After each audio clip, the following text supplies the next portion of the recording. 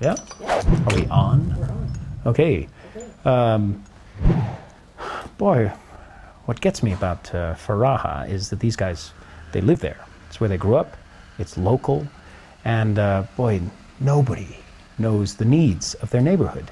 And it's not just one thing, you know? It's like, well, David was telling me that, you know, as soon as they started the microloan program, the guardians who were taking these orphans in, they start generating income that not only helps the kids, but it's like the lady with can buy 3 cases of tomatoes, right? She has to hire the guy to cart them in, and the whole economy starts. They said, you know, they started off with 50 kids. They've got 550 now. What they're doing is affecting 3,000 people in the whole ring thing, you know? It's just amazing. And it's this whole interweaving of thing. You know, a year ago they started the feeding program, and all of a sudden this huge burden is off the guardians, right? Because they only have to feed them once a day, and the kids, well, you know, their dropout rate disappeared. 100% kids come back, and they're full and they're healthy. And yeah, what you were saying about how much healthier the kids look on this visit, you know, I have nothing to compare it to, but it's yeah, it's just amazing. And they were alert, and they just looked healthy and well fed, you know. Yeah, it was great. To concentrate, or, yeah, we don't have to get that, but Yeah. yeah. They have energy, not falling asleep. Yeah, you just get a sense of a whole, and they're working with nothing. I mean, the classrooms are these corrugated sheets, you know, nailed to scrap wood, and with a roof over it. And there's, you know, 30, 40 kids in the classroom on boards. But I look at those writing books, and they're full. They're working hard, you know? And it's this, boy, I mean, it's that whole perspective, you know, head twist. What do you really need to get a good education? What you need is the desire. And boy, these orphans who haven't got a scrap of hope outside of this center, man, you see desire, you see a chance. It's really, boy, it's wonderful. It's really wonderful. Now, do you mind if I ask you a question? Please. Can you compare what you've seen in Huma with anything else you might have seen? Because I know you visited Africa before. So. Right, yeah, I have, but not in this situation. And yeah, it's my first real experience with real third world slums. And actually my fears were larger, you know, including the stench and all that stuff. I had these, you know, these horrible ideas. And it's actually it's a nasty place, you know. But yeah, people live there. They get by. But I see the hopelessness in people's eyes, and I look around and I go, oh my goodness. Yeah. So no, it was my first in-the-face experience. I don't have anything to really compare it to. Okay. Boy. So, yeah, I did Les Miserables on Broadway for 2.5 years, 8 shows a week. And there were always people at the stage door who just loved the show, and it was great. But I'll never forget this one guy. He said, I've seen Les Mis 12 times. And I said to him, you saw a musical about homeless people 12 times at $50 a shot? Don't see this musical anymore. You know, give $50 to a feeding, to a soup kitchen or something, you know? Yeah, and you wonder, I mean, I love the entertainment industry, but you wonder how much people's hearts are actually changed by it, you know? And I know we're all tired of seeing the starving kids on cable, you know? But boy, I didn't see that here. I saw joy. I saw hope, you know? And this is not about, well, this is about, you know, this is not about starvation need, you know? Because there's a feeding program in place, because other people have given the money to get this thing started, you know? But, you know, the kids that have been there for 4 years, they're coming up into 7th grade, right? They're going to need a place. They're expanding the program. they're taking in more kids. You know, they're talking about starting a high school. So it's all great stuff, and more hope to be given, more joy to be given. Yeah, it's a really, I think the best thing is meeting the guys. Meeting those 4 guys with their sense of, they're not going anyplace. That's their neighborhood. You know, one of the guys said, I'm in this for life. This is what I do. And there's this sense of, whoa, this is not just, you know, us visiting Americans and kind of helping out, and, you know, it's like we're just coming alongside the folks that are already doing the good work for their own people and know what those needs are. You know, the social worker they've got there, who is really well qualified and underpaid, she knows everybody in that neighborhood. She knows all 300 of the guardians. She knows what's going on. You know, and when she interviews a future guardian, she already has the information in the neighborhood. She knows what's happening. It's like, where do you find people like that? You don't. You just, when they're found by these 4 guys, maybe you can get involved. Maybe we can come alongside and kind of help in ways they can't help themselves. But, you know, yeah, it's great. It's great. Yeah, you know, I want to help. I know there's this huge ocean of need out there, you know, and I'm struggling to get by just like everybody else, especially nowadays. And it's like, you know, and we sponsor a kid at home and stuff, and it's that same thing. We know that our money isn't going to go directly to, you know, Ali, but it goes into a pot and it makes fresh water available for, and all that good stuff, you know. But this was the first time I had a chance to actually visit a location and see what was going on. And it, boy, it's just brought it all real close. And it's not this faraway thing where you wonder just how much is the director of the program getting paid per year, and how much is being spent on this and that. And when I find out there's no overhead on this program, that the overhead's taken care of separate, and that everything goes right to the kids, and how they stretch the dollar. I mean, there's no dime that goes to waste in that place. It was like, I really can give 10 dimes, and they're going to use it. You know, that's really exciting. You know, there's not a lot of ad money going into this. This is a small local thing. And you go, okay, drop in the bucket. You know, they got 500 kids there. 80% are orphans.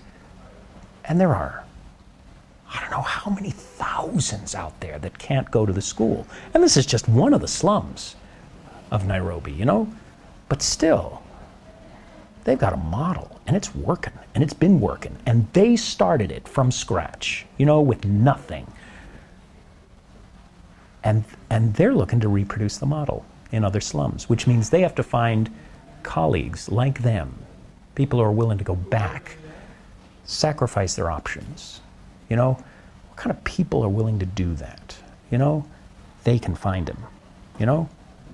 So the fact of being involved in something from this bottom line, from this grassroots level, and not this feeling of, you know, Americans to the rescue kind of, which is a good thing. But you also see, some of the, no, I'm not going to say anything bad about us Americans coming in, because it's great normally. But with this, I have a feeling that this is going to just keep growing. This is just going to go on and hopefully spread to the next slum. And they're going to have, boy, the kind of respect. Because I was a little scared going in there. I mean, you know, it's not like I'm overdressed or anything, you know, but white people don't come to that slum except on business. But I didn't realize the only business is with Faraha, and they know it. So the fact that, you know, it's more than just, what's that word? What's that Swahili word for white man? You know? Mazumbo. Yeah, whatever that word was. It's like, you know, it's not just, it's these folks that are helping these guys that we know. Oh, and all of a sudden it was like, man, I lived in New York City for 10 years. There were some neighborhoods I felt less safe in than in the slums of Nairobi. So yeah, it was great. Just that feeling of, yeah, good things happening here in the midst of all this despair and filth and hopelessness. When the kids, the story about when the kids first started to discover that the shoes had lights, the shoes that were brought in, which we didn't know about either, you know? And it's a great story, and there's probably footage on this of kids laughing and jumping up and down. But what struck me was I was sitting next to David at the time, and I said to him, I'm not sure all the shoes have lights. And David said, that might be a problem. Because if some have and some don't, I mean, what they really try for hard is nobody gets special treatment here. You know? I mean, your grades, how well you do in class, is what excels you and prepares you for that all-important high school exam. But other than that, you know, they try to keep everything equal. So the lights, it's cute and it's sweet. And here's another reality. This is such a complicated situation. This cannot be handled by outsiders. You know, we have to sort of, and we weren't even involved in handing out the shoes, right? We let them do everything because there's places where we're going to step and we're going to mess things up, you know? And they'll handle it. And they're grateful for the shoes and they're, you know, but even little things like that, it's like, this is a complicated situation. We want to help. We got to let them. We got to empower them to help each other, which is what's happening there, you know? And boy, I've been hearing the back scenes, the backstage checks and balances that are going on, the accountability, you know, finding a Kenyan, a trusted older man who can oversee it, and these guys eager for this kind, and the leadership training package that's being developed for them, you know, and the bookkeeping stuff, you know, the basics of keeping everything in line and orderly, and it's just, I mean, their hearts are really good, you know, but at the same time, they're going to be dealing with more money than they've ever had to deal with. So with that kind of structure around them, we don't have to worry about them falling off this great path that they're on because of our generosity. That's not going to happen, you know, which is also, I mean, it's like so much thought has gone into this, you know, even coming in as an outsider and how can we best help without screwing it up with all our money, you know? And there's a good feeling that those are in place. Yeah. And they're putting it where it belongs. I mean, we can come in there and say, oh, well, you know, you need to do this, you need to put a new coat of paint on that, or you need real walls, not just corrugated board. And they go, and they may say, actually, the corrugated board, that's fine. What we need is a feeding program. Or what we need is mosquito nets. Mosquito nets, of course. Malaria. That's the #1 killer in the slums is malaria. Feeding and nets, yes.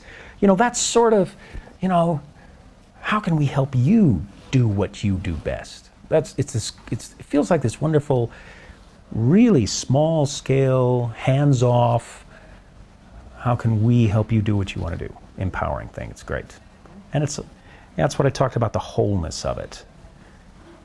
It's all, it's not just one thing, it's all interwoven, everything helps, Something as simple as 500 nets, or even fewer if it's a larger area, because some of those kids sleep 6 to a 10-foot by 10-foot space, you know?